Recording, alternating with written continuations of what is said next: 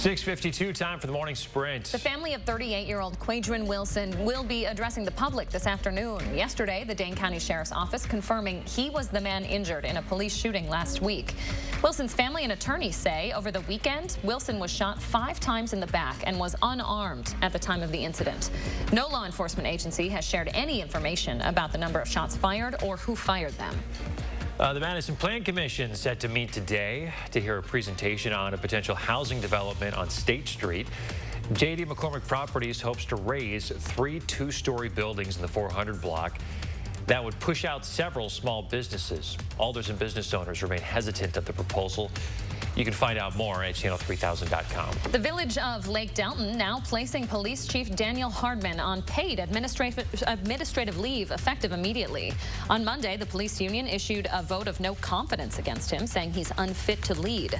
The board says it's in everybody's interest to conduct a fair and impartial third-party review. You can read more about the allegations over on our website.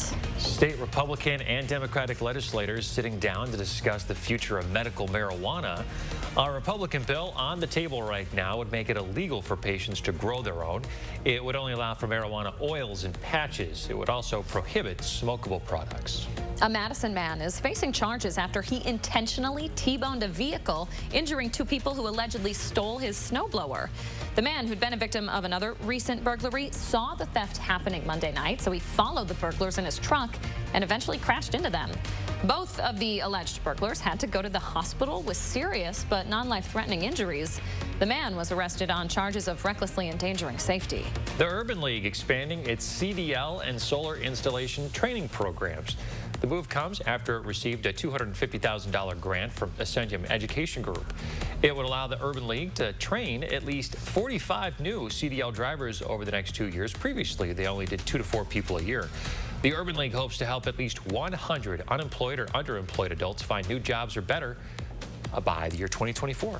The parents of a school shooting suspect appearing before a Michigan judge to face their own charges. James and Jennifer Crumbly face 4 counts of involuntary manslaughter for November's deadly shooting at Oxford High School. They're accused of gifting their son, Ethan, a gun, ignoring signs of mental instability, and not locking up the weapon properly.